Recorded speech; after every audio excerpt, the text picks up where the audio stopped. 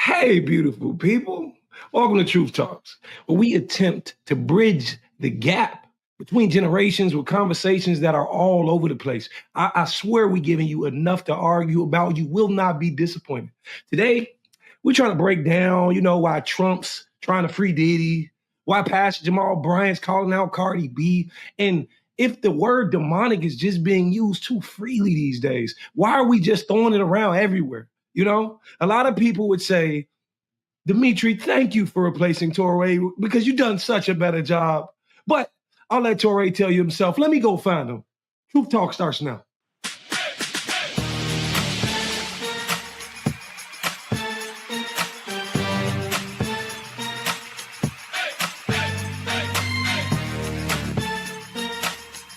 Are y'all ready to roll? Let's go.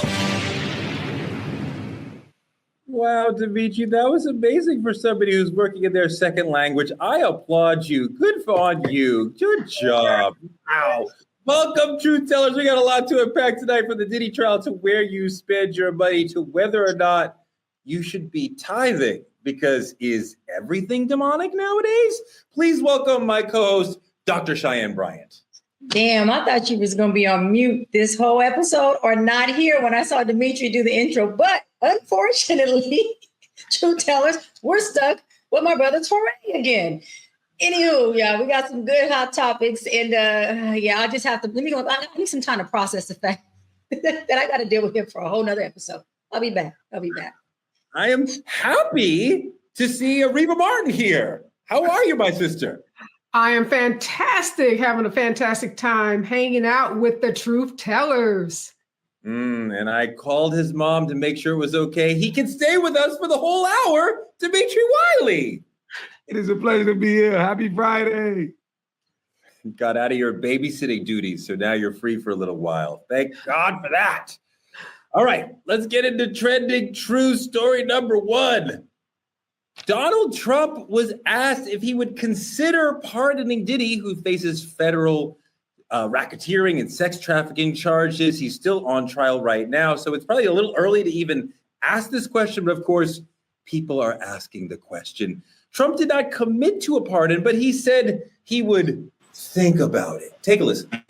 You mentioned once in 2012 that Diddy was a good friend of yours back then. He has since found himself in some very serious legal trouble. Yeah, that's true. Would you ever consider pardoning him? I know people are thinking about it. I know they're thinking about it. I think some people have been very close to asking. First of all, I'd look at what's happening.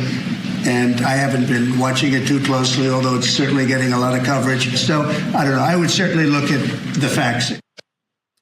Reva, the trial's still ongoing, so it's a little early to be talking about a pardon. He might be acquitted. Nobody knows. So there's a lot of ifs here. But if someone is convicted in a case like this and then pardoned, what does that say about the justice system when the president is able to pardon people, not because he's articulating something happened wrong here, but because I like that person or they gave me $1 million?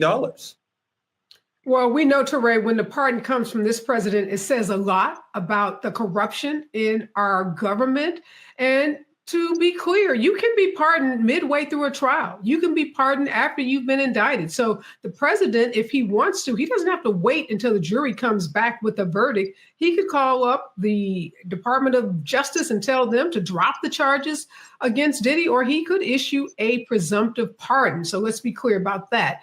Next, this makes my stomach turn. When you think about Donald Trump and the pardons that he's done since he's been in office this term and his former term, he is number 3 on the list in terms of the number of pardons that have been issued. And as you said, not for people who served excessive time, say for low-level drug offenses or people who are caught up in our criminal justice system and are serving excessive time because they're Black or brown. But his pardons primarily are for his friends, for his political allies, allies. We saw that with the 1,500 insurrectionists that he pardoned pretty much on day one of his second term. So when you think about the people that Donald Trump pardons, even the Chrisleys, the reality show folks, they defrauded banks out of $36 million. And they are walking away after serving just a fraction of their time. Meanwhile, you and I and everyone on this show and all of our audience know that there are Black folks serving life for stealing a pack of gum. So these pardons aren't justice. In this case of the Chrisleys, is white privilege. And in the case of Diddy, it would be demoralizing to the Department of Justice and to our jury system as a whole.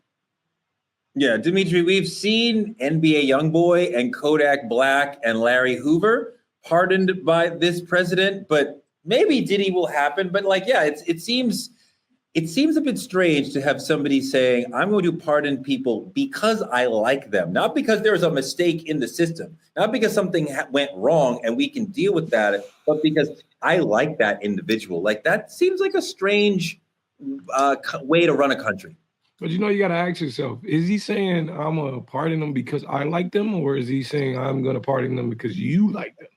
The idea that you'll like me if I set your people free. I'm giving you what you want, right? Ain't that what I'm doing? Criminals love to help criminals. After this, we're going to see if the next president pardons Donald Trump because his ass need to be locked up. That's how I see it. Jesus. Doc? Diddy would be pardoned because he would be exactly a political ally. Trump doesn't do anything without strategy, without an end result.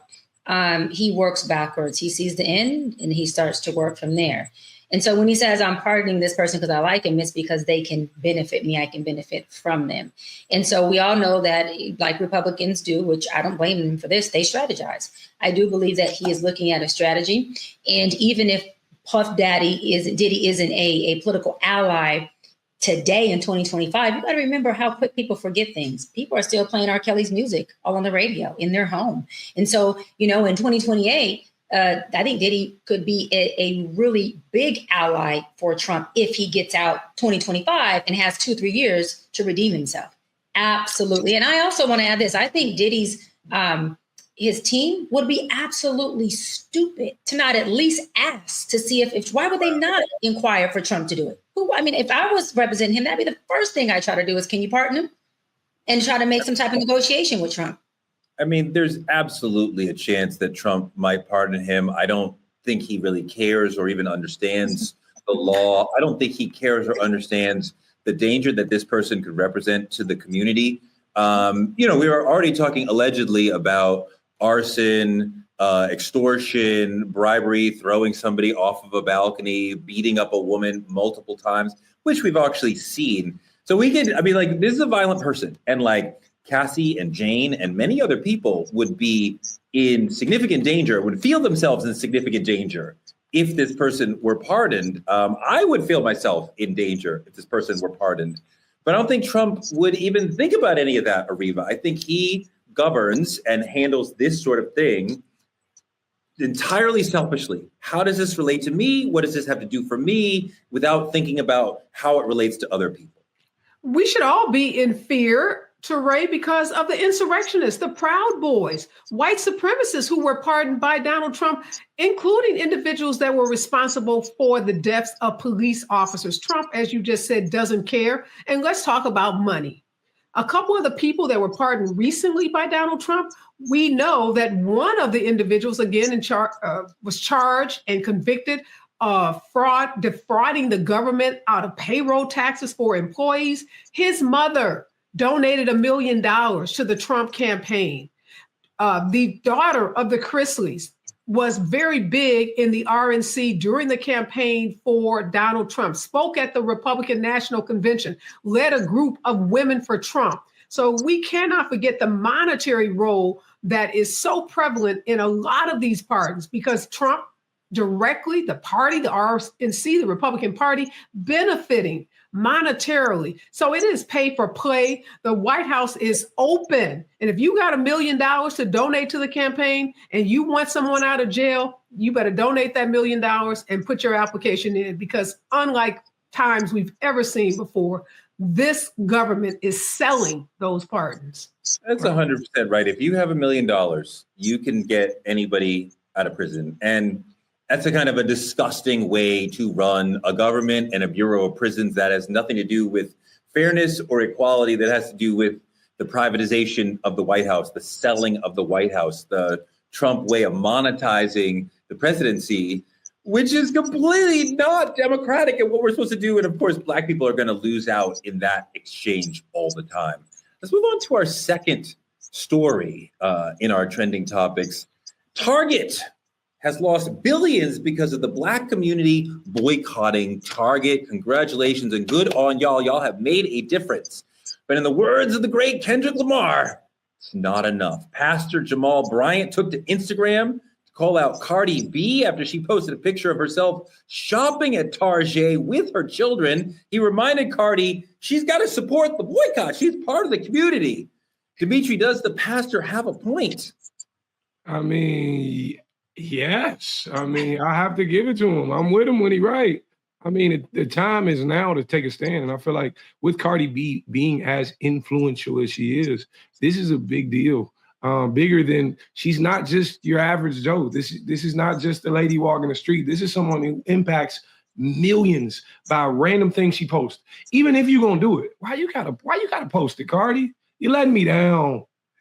No, Doc, he's totally right that even if she snuck into Target on her own, but like taking a picture really thumbs her nose at the boycott that tons and tons of Black people are participating about, talking about online. Everybody knows about it. So why she's going against it when she's usually like down with the community, the things that we're trying to do, I don't understand what she's doing. Yes, that's exactly what I was going to say, is that I'm surprised by Cardi, because Cardi is not only supportive in our community, but Cardi has got on social media Live and on her page and posted a lot of her political views on things. And, you know, to a lot of people's surprise, at least mine, when I first heard her talk, she's pretty politically savvy. Like, she knows some of her stuff when she's speaking on behalf of certain policies and even on certain things that Trump was doing during the election. And so to see her do that is surprising. But I want to push back on what Dimitri said, because I feel like if she's going to do it, she shouldn't just do it and hide her hands. If she's going to support, how about don't do it at all? And just understand that, you know, we do have to have celebrities and people who have big platforms use their platform for more than just monetizing for their own personal gain. There is a community out there that depends on you, that's watching you. And of course, if you decide not to, you're not just, we don't want to demonize you, but we would like for you to be a part of our, community call of actions by using your platforms and your voice to help us push these calls, because we do need you. But I want to end on this. We know that using entertainment, as Kamala did when she ran for office, obviously doesn't win votes, and it obviously doesn't win us over because we weren't able to get her in office. But what it can do is it can talk and be a voice to a culture that is listening and that is watching what these celebrities do. But really, is that the case, Dr. B? Because we saw every celebrity possible come out for Kamala Harris during that election last year, and now they are experiencing backlash in social media. A lot of them are being blamed for why the Democrats lost the election. So on one hand, we're saying celebrities, use your platform, be a voice, speak out, get involved in politics. And then when they did it at the highest level, from Oprah to Beyonce to just about every A-lister you can name in Hollywood, the people spoke, and the people said, celebrities, go drill a basketball, go sing a song, go dance a dance. It's a lot to suggest that Kamala's loss, which is offered by many, many, many things, misogyny, racism, the very tiny amount of time she had, the change in strategy from her early days, which is very successful, to what she started doing after 2 months in. There's a lot of reasons why this didn't work out. It's very hard to blame this on, well, you had celebrities that didn't work out, so celebrities don't. That's difficult. Yeah, got it. So again, my theory is the way that she went about it, which is using entertainment, using sexy red, using rap, using a narrative that is negative in our community. from my experience as a taxpayer, a voter, and a Democrat, it did not work. So what I said was using celebrities to push policies and campaigns as far as elections has shown, from my opinion, it does not work. Having them on their platforms as influencers, giving out a narrative or a call of action, it tends to work in our community when we're saying, hey, don't go to Target. Hey, go buy this shirt. Hey, go read this book. When it goes to those call of actions, it works. Let me tell you why I believe that is exactly why I had a problem with Kamala using entertainment and using Sexy Reds and using only these folks to get our attention, because we are a community of people that are not as educated on policy and legislation as we should be. There may be the group of us on here on True Talks who are educated on that, who sit around and have these conversations with our colleagues, our friends, and our families. But majority of the culture are not talking about running for office or talking about their local officials or talking about assembly or Congress or Supreme Court. They're not having that conversation. So again,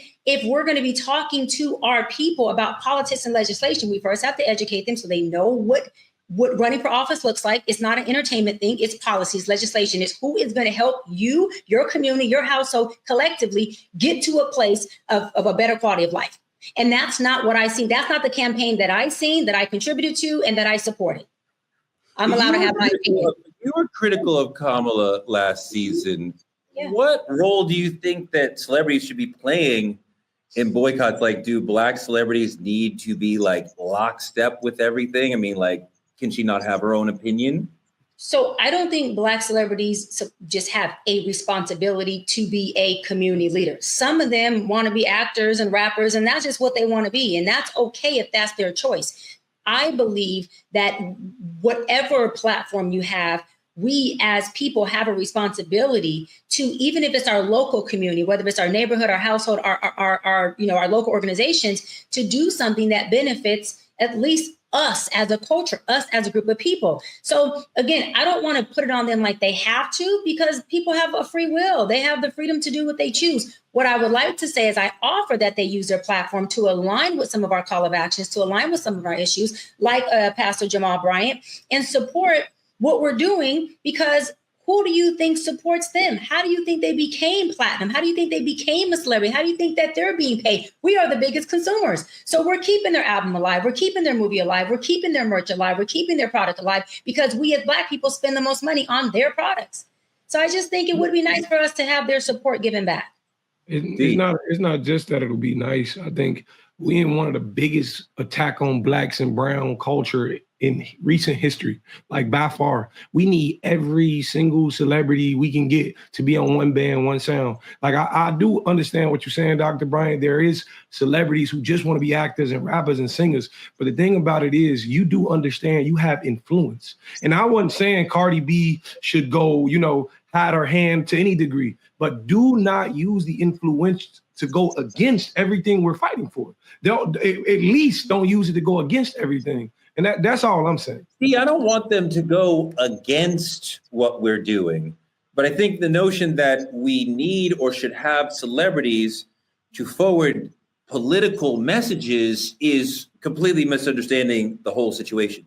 I agree. I don't think it's about forwarding political messages. This is about creating reform for Black people, Black culture. Like, this whole Target thing was to push against people who don't support us. This was to me, it's less political and more cultural change for me. I don't think the problem is whether or not celebrities who we know for singing, rapping, acting are carrying the message. We have political leaders and activists who can speak to our political needs, and we should be leaning more on them rather than caring about celebrities and what they have to say. No, yes. I totally disagree with you, Teray, and I disagree with what Dr. B said. First of all, with respect to Kamala Harris, she had 107 days, people. We got to remember that. She had to capture the attention of the entire country to try to put forth a winning campaign in 107 days, never been done before. And she didn't create this society where we live in, where we revere actors and entertainers. She inherited that. We all inherited that. So we live in a culture where if you're trying to get the attention of people, particularly Black people, you can do that a lot faster and a lot more effectively when you do it through influencers, messengers, and those influencers, the bigger influencers in our community happen to be entertainers. They happen to be rap stars. They happen to be sports figures. So we use what we have. So I think we can do both things. You can have politicians pushing a message. You can have pastors like Dr. Jamal Bryant pushing a message, but absolutely, we should call on our celebrities, those that we have made big, those who we have poured our hard-earned money into to get them where they are. We have every right to ask them to show up for us and to support causes that are going to lift up everyday people, poor people, working people, mothers, and single parents. Yes, we should be calling on them. And shame on Cardi B. I love her. I love her music. I love what she usually stands for. But I think this was a big misstep on her part by posting that picture. Sorry. Yeah. And I just want to say, hear you, sis, but obviously push back. I think that our political leaders need to have more respect for our community. They need to understand that we are not just entertainment. We are not just athletes, that we are educated, that we are doctors, attorneys, community leaders, elected officials, commissioners, mothers, and all those things, that we can handle talking about policy. We can handle talking about legislation. We can handle having real conversations at the table. You don't have to commingle somebody who's popping their ass on the stage. You don't have to commingle somebody who's rapping to get our attention. We should be a community of people that don't always have to have entertainment in order for them to get our attention. We should be able to be at the table having conversations about what politics is about. It's about legislation, policy, and leadership, and who is going to lead us, not who is going to entertain us. What we have in office right now is a Hollywood entertainer. And this is exactly why we have a circus, because he's doing more entertaining and making money than he is serving us. This is why I push back on the fact that we have to understand as a people, there's a time to be entertained, but there's a time to have a real conversation that has to do with policy, leadership, and it does not have to do with a dropping it like it's hot, a rap video, or some big production for our people to be gathered and mobilized to a table. Totally think that. Dr. B, now what you're doing is you're getting into the particulars of who that entertainer is. Like, you're making references to people popping their butts, twerking, or whatever. Mm-hmm. So you're going into the quality of the entertainer. Maybe you didn't like Sexy Red or someone else that was on the campaign, but the reality is you look at cable news stations, you look at the number of Black folks that are watching cable news and other stations that are related just to or dedicated just to politics. Those numbers pale in comparison to the numbers of folks who are watching entertainment-related shows. You can't deny that. So the reality is entertainment is huge in our community. I mean, of course, entertainment is huge, but if we don't have entertainers who can effectively explain and articulate the political issues, then a whole conversation is lost. I go back to Colin Kaepernick, who had a beautiful and powerful physical protest on the sidelines. And then we go in the locker room and try to ask him to talk about these issues, and he is not the most articulate talker on these issues, and it lost some of the power of his protest, that he couldn't explain it. And that's something that Pastor Jamal Bryant or other activists are better at than some of our entertainers. Let's move on to our politicking segment, which is kind of heartbreaking, as it's been typically usually. Trump and Stephen Miller are back on the travel ban bullshit. Their recent ban has affected a large population from Haiti that will stall or cancel all kinds of life-saving procedures for at least a dozen kids or young adults. The ban goes into effect Monday, offering exceptions for those who are lawful permanent residents or traveling for the World Cup or the Olympics. But there's people who have serious medical necessities that may be coming here looking for open heart surgery or things that can save their lives or change their lives and make their lives much better. There are children diagnosed with rheumatic heart disease that need help, and the travel ban is affecting their life. There's a large population of Haitian folks in Massachusetts that this is affecting. Let's take a look at that video. A directive to push more than 500,000 Haitians out of the United States in less than 6 months is being called unrealistic and unfair by Jeff Thielman with the International Institute of New England. You will see communities ripped apart. You will see families ripped apart. They followed legal pathways to get here.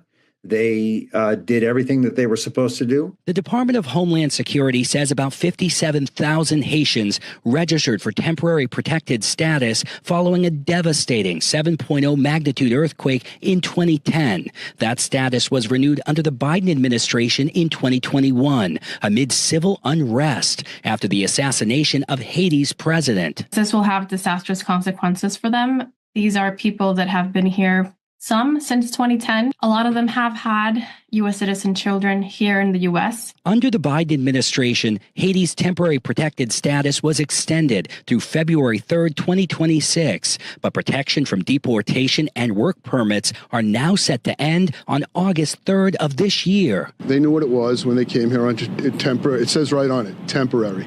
So they knew it was temporary. And the temporary is over. Louis Murray, chairman of Bostonians Against Sanctuary Cities, is applauding the Trump administration for following through on mass deportation promises and scaling back the use of temporary protected status. The Haitians have had a chance now since the 2010 earthquake to kind of get their act together, and now we have a chance they can go back safely and rebuild their lives. America has a long history of turning Haitians away in the most dire human circumstances, really sad stories. If people have applied legally and received refuge, what right do we have to send them back? And how often are we actually sending people back really based on political motives rather than actual legal questions? Well, Teray, before Donald Trump became the president, if you were a legal resident of the United States, if you had migrated here and you had done everything required by you by law to become a resident, you didn't have anything to worry about. But all that changed when we being the country, elected Donald Trump as president. And look, when people show you who they are, believe them. And he showed us when he was running, he told us what he was going to do as it relates to immigrants. And I guess what some of his voters are now saying is they didn't understand that he was going to trample on the constitutional rights of individuals here. He was going to totally disobey their due process rights and basically decide to make the lives of Black and brown immigrants in this country a living hell. He's always had a disdain for Black and brown immigrants in a way that we don't see. He has towards like white South Africans who he has embraced, who he's opened his arms to, who he has, applauded and brought them into this country. So this is the same old Trump 2.0, racist Trump 2.0. The travel ban is another just demonstration of his anti-Blackness and his disdain for people of color. Dimitri. He's saying, it's okay, you can go back home and die. Imagine a policy ignoring the pulse of a dying child. And I hear you, Ms. Martin, I hear you when you say, this country is currently saying, I didn't understand what he meant and what he was going to. A lot of these motherfuckers understood. A lot of these motherfuckers knew exactly what this meant, and they agree with it. And that was the problem. A lot of people knew, and now that it's in effect, they just clapping behind closed doors. A lot of motherfuckers knew, and I think that's the problem. Doc. Yeah, I just think it's completely inhumane. Completely inhumane. Again, I'm one who believes healthcare is a human right. Mental health is a human right.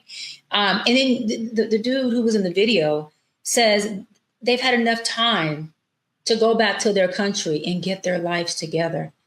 That is the epitome of the white privilege, the white supremacy, the systemic racist mindset, the strong disconnect from anything outside of being white, the bubble they live in. You want these people to go back to their country that is third world, underprivileged, under-resourced, and dismantled to get their life together? Come on, buddy. You understand what's going on here. You don't want anything that looks different than you, that cannot benefit you from money or power, being in what you believe is your country, not our country. That is a problem. That's a huge problem. Let me say this, Dimitri. When I say some of these people are saying they didn't understand, what I'm speaking to is I've seen a large number of Latino voters expressing voters' remorse. We know Trump won a greater percentage of Latino votes, particularly male votes, than what anyone had anticipated. And now when you see these raids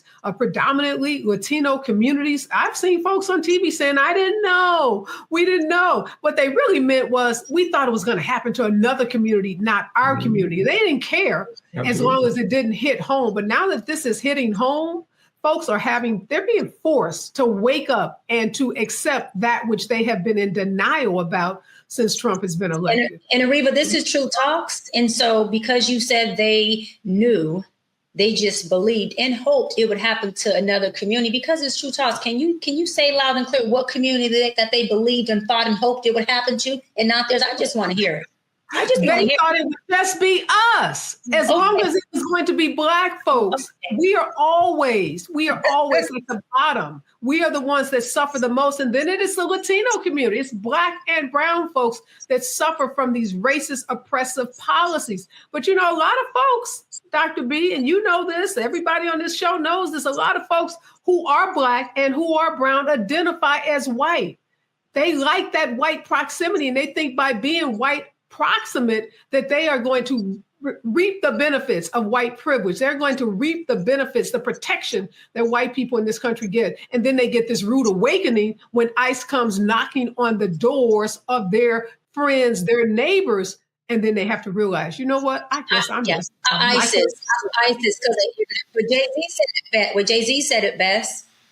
Ariva, he said after all that, still nigga. Go on, Torre, tag you it. I mean, the thing is that, we have people coming here looking for medical help, and we're treating them this way. And this country has been a beacon for immigrants, political, medical, all sorts, for a very long time. And to see this country turn recently and in recent years to say, now we're going to be evil and mean to immigrants and get rid of them, that is the opposite of what America has been for a long time. Well, Teray, if you're a white Africana, you can come here and say that you are in fear of your life. You're in fear of Black South Africans killing you on your farm, and you can find refuge. You can find support. You can find solace. You can find a home. You can find resources.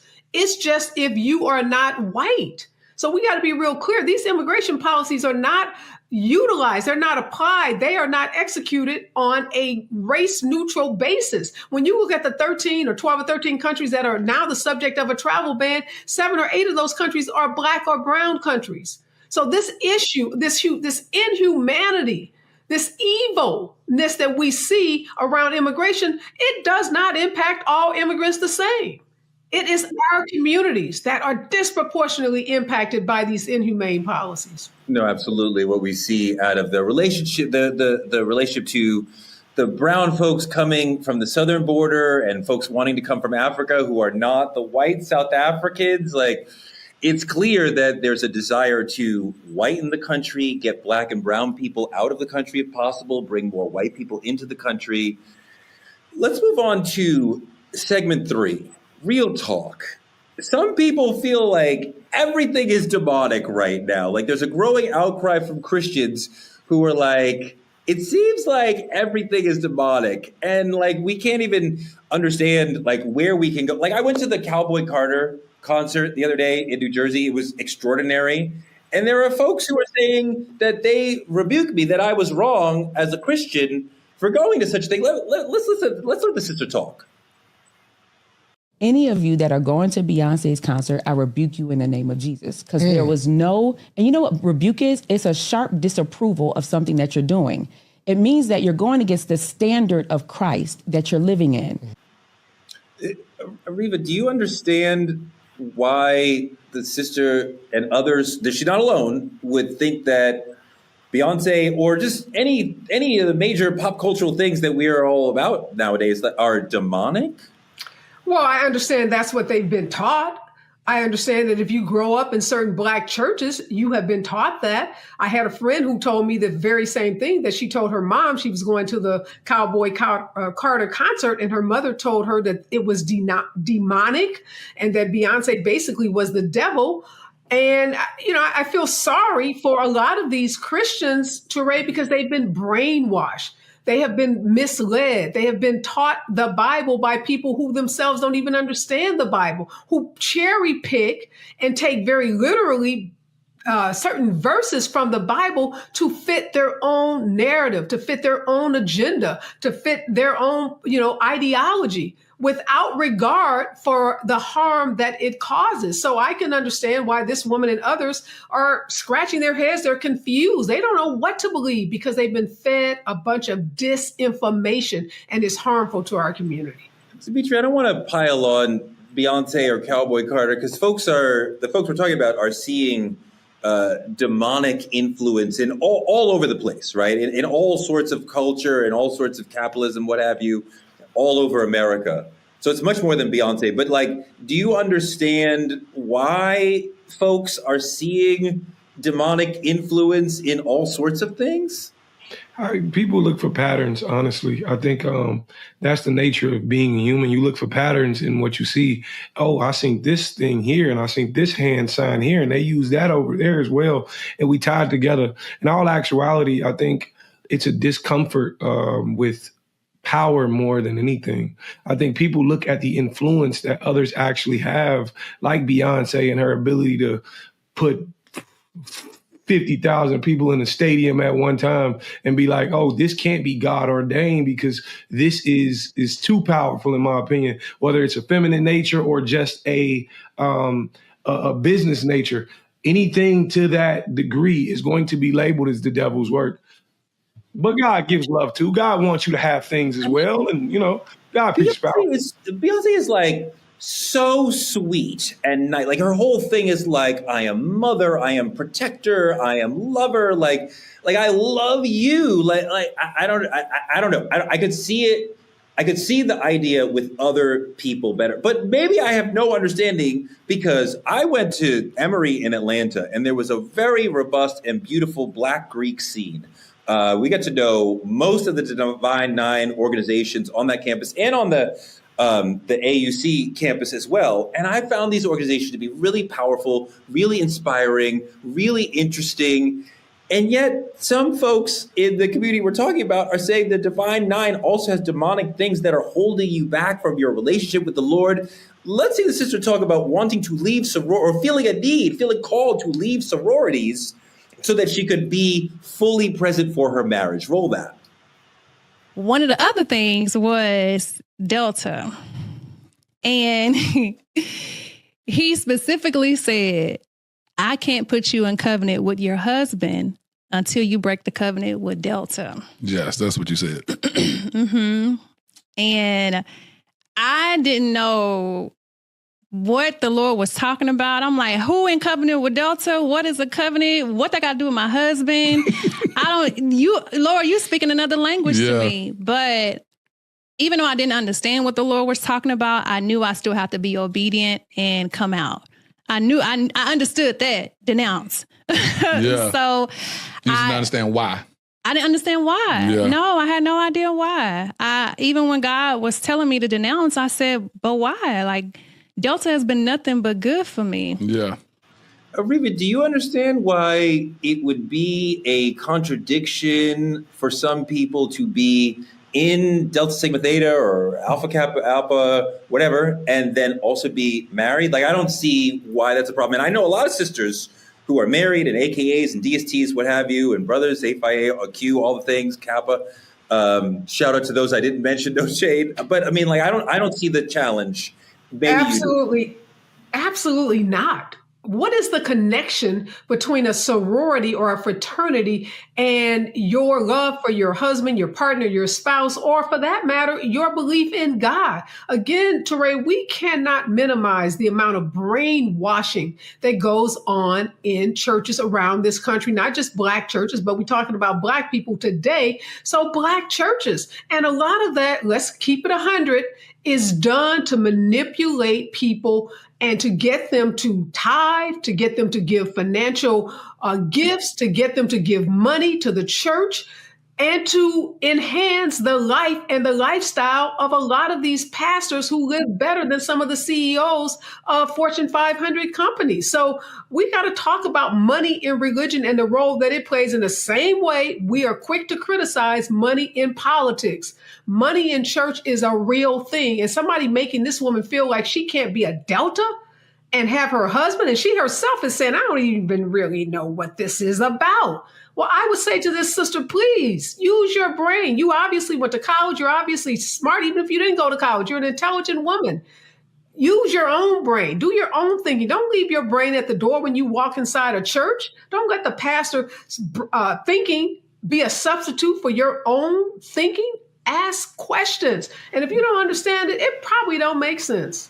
We've seen two sisters talk about their side of this. The brothers are having some of the same thoughts around this. We got a fraternity brother destroying the things that mark him in the fraternity, which is a big deal if you're in the fraternity, and the work you have to do to get into fraternity is very hard because of Christianity. Let me see that clip. So today I am denouncing my Greek letter academic honor societies. So, as you may know, people have been denouncing the Divine Nine organizations, and while I have my own personal opinions about them, not all negative, not all positive, however, through my personal conviction as I'm growing in my faith even the more, some things I don't want to pledge my life to for eternity. It is not to Jesus Christ. And so whether that's a Greek letter organization as a fraternity or sorority, Freemason, whatever the case may be, even academic. A lot of times we pledge and we make these oaths and allegiances to whether it's fraternity, sororities, Freemasons, Eastern Stars, even academic honor societies, or even public organizations like Jack and Jill, things of that nature, without understanding the history and the why behind it. And so this is my, how can I say it, my denouncing video. And so, yeah, here I go about to shred.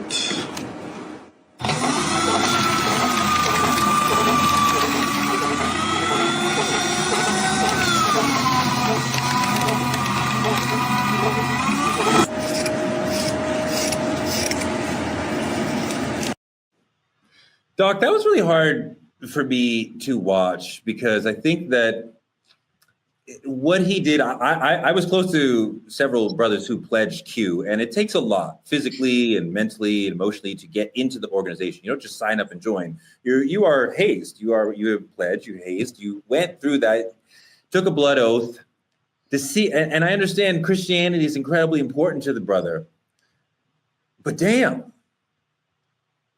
Yeah, this is where religion to me can get very dangerous. They're talking about things being demonic, right?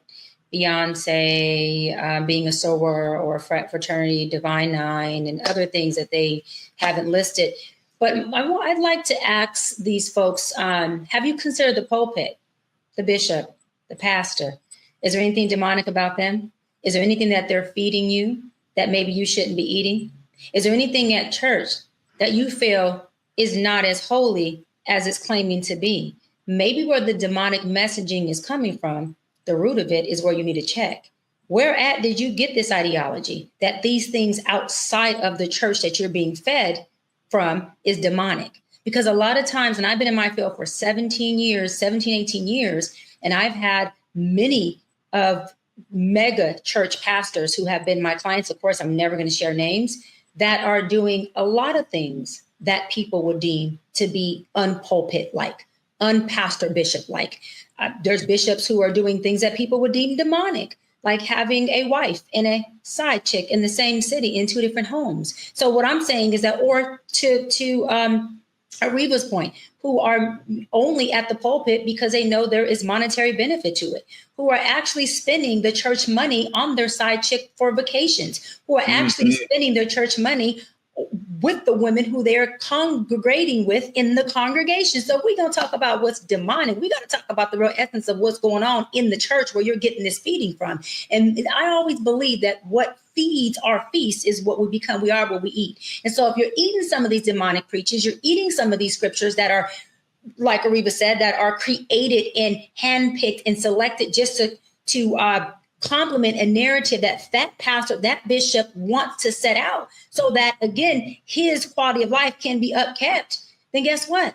You are being fed demonic scripture. You are being fed a spirit that has you thinking outside of what is normal or possibly what is right. This is where people have to question. Hold on. Do I have a personal relationship with God that I can ask and say, hey, I have a question about scripture. I have a question about this religion. I have a question about my pastor. Go to that. Build a relationship with self and your own God. Question everything around you and try to listen to self before you listen to things that are external, because you end up in situations that you may have to backpedal to that there is no backpedaling from. That's where religion scares me at, because I'm going, wait a minute, pastors and bishops, we got to check in with y'all to see what's really going on here, because y'all are feeding a congregation and feeding a culture of people who either don't believe in church no more, claiming church hurt, don't believe in religion no more, or they're coming to you and you're totally fucking them up.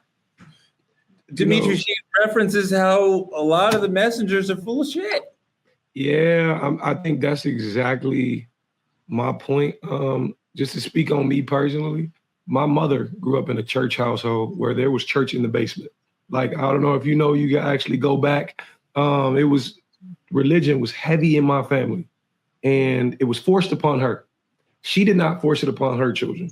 The simple message my mama gave me was God is love. God is everywhere. You do not have to be confined or caged in order for God to see you and be in your heart. Live like him, right? Now, Dr. Brown, I've been around you for a long time, and I've heard you say the word dogma a lot. Can you please inform the audience of what that may mean? Absolutely. Dogma is living in the thoughts and opinions of other people. Absolutely. And when I was in church, I saw church when I was homeless. I was homeless at the age of like 20, 21, maybe a little younger than that. But I was in church. This is the first thing I decided. I'm going to go to church for my own. My family never forced me to church. I went to church on my own. And it was in church that I realized deliverance becomes dogma when it silences self-discovery, spiritual discovery. If I'm looking at him and saying, I got to do what he's telling me to do because he's abiding by this book, I'm failing to discover anything on my own. And I'm going to say it one more time for, those who are listening and those who are on the same journey. Delivery becomes dogma when it silences discovery. So get out there and figure it out for yourself before you start cutting things you work for. Because just like you said, Torre, it takes a lot to get into a fraternity. And it means a ton to those people you're standing next to. And so before you burn anything, shred anything, or throw anything out the window, make sure you're doing the research for yourself on how you want to live.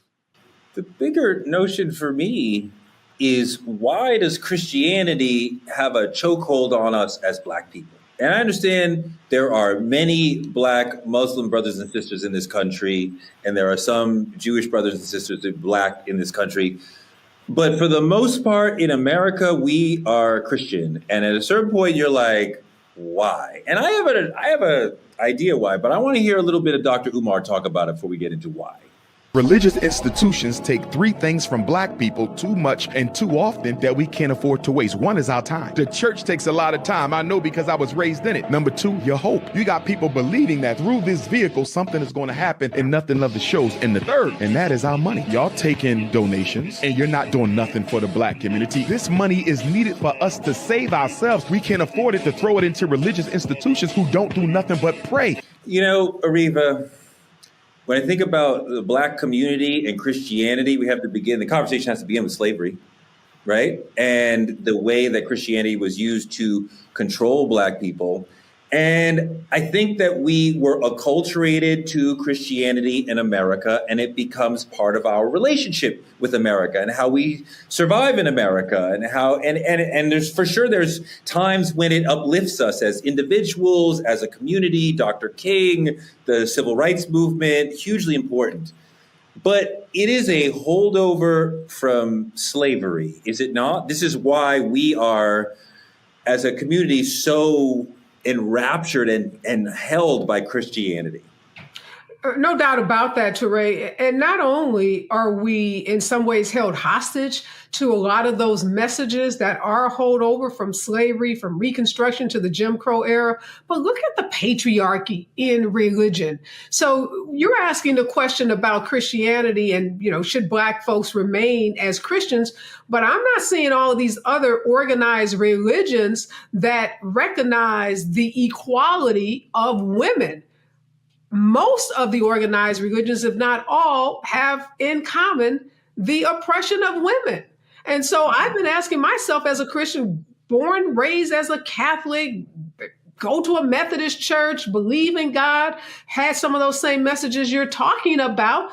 And I'm asking myself, why is Jesus a man, and why are all the references in church male references? So we got to ask a man to deliver us. We got to ask a man to bless us, to give us grace.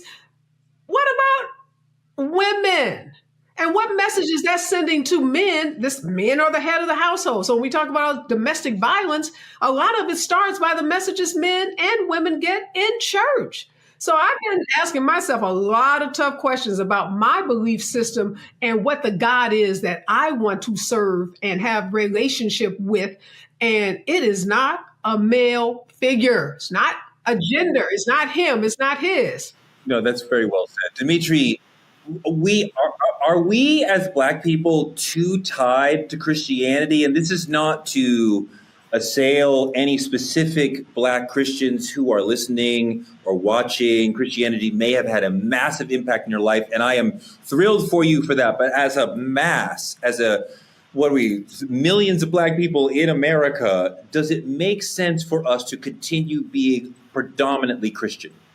This hits home actually very, very well, because y'all know I love my granny to pieces. And for as long as I can remember, my granny's been attending church weekly, more than once weekly. And it's taken up so much of her life. I remember specifically having a conversation with my granny, and I told her two things. I said, Granny, I don't know if you know this, but what you've given to communion could have funded this institution. Just that. You put so much in here, you could have bought this whole church and done it 3 times over. I told my granny, I remember telling her one thing. I said, Granny, you could believe in God and still outgrow this building. I don't know if you know that.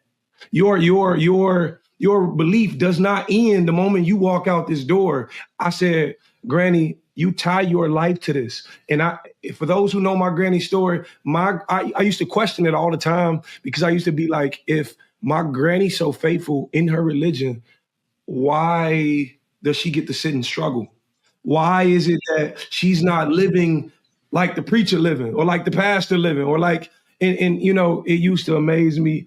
But yes, I believe we tie ourselves too close to religion, and we fail to see what we must discover on our own in terms of spirituality. D, I think some of y'all, Gen Zers and the younger millennials, are actually leaving the church. We have a video about that. I want to see the video and then get your opinion on that. Studies show an exodus of younger generations from the church. Here's their take on why. I'm probably the only person my age group in the church. Everybody else was like 40s, 50s, 60s, 70s. Why do you think that is? We're doing things the same way we've been doing them in the 40s and the 30s, and young people are just not connecting with that. I'm not sure why he's saying that it's only young people. Yeah, Teray, I'm not a Gen Z, but I have 3 in my house. I have 2 and 1 millennial in my household. And for them, they straight call it pimping. They say they call a lot of pastors pulpit pimps. And they believe that church has evolved to that, has devolved to that, and that they can't trust the messengers in these pulpits when they go on social media and they're in their private jets flying to their islands. And again, nobody's begrudging them for being successful, but if you're being successful on the backs of Granny, Dimitri's granny, if you're taking the Social Security dollars from fixed income folks like, Black folks who we know in our community who are giving their last dime, and you're flaunting that, you're flying around in a private jet, you're living in mansions, there's something wrong with that. And we need to call that out, whether you call them pulpit pimps or just straight up fraudsters. Dimitri, are we seeing a a lot of people around your age, a little older, a little younger, like leaving church, not thinking about religion, like moving away from that entirely?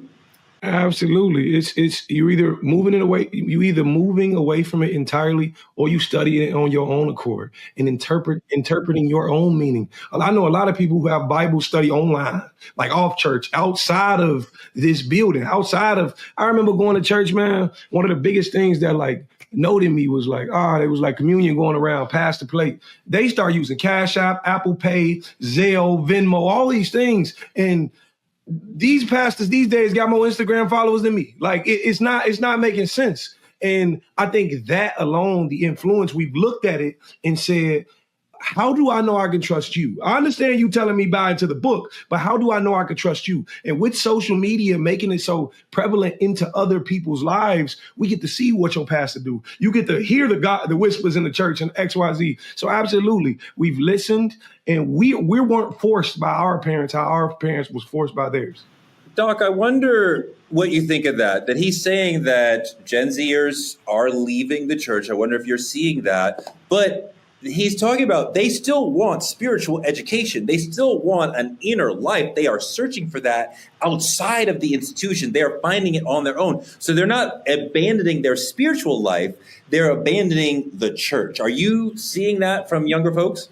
Yeah, they want traditional leadership. They want leaders who aren't out painting the town red like them. They want leaders who aren't out till 2, 3, 4, 5 a.m., doing the same type of sinning that they're doing. Now, is it realistic? Maybe not, because everyone's human. But I believe, and I know growing up Catholic and then transitioning to non-denomination Christian, that there was a time where the pulpit at least had a certain level of honoring and admiration that you could have for the person who was feeding you word and a person who was leading you that looked like they had a stable family, where it wasn't the church's business, again, that the pastor is sleeping with the side chick or the pastor's on wife number 4. And then, he's doing these things that are human, but also are not very pulpitish. And now that may sound judgmental. And I'm just telling you what I'm hearing, because I have Bible study at my home every 2 weeks on Monday. My bishop comes here.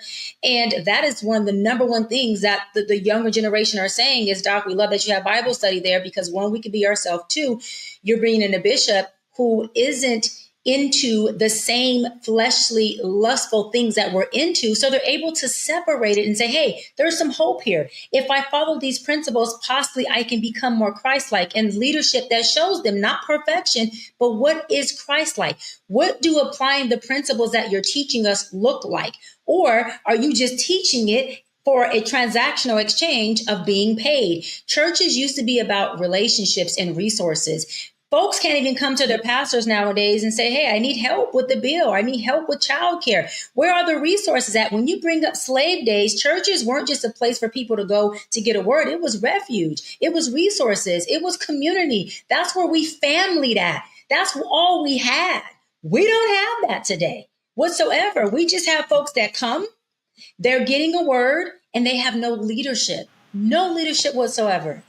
I just wonder if the message, the spiritual message that's coming from Christianity is still valuable for Black people on a political level. It may work on a spiritual level in terms of guiding your life, but does it work on a political level the way it worked when it was the civil rights movement, when it was delivering us from other tribulations we've been through and traumas we've been through? But we'll see.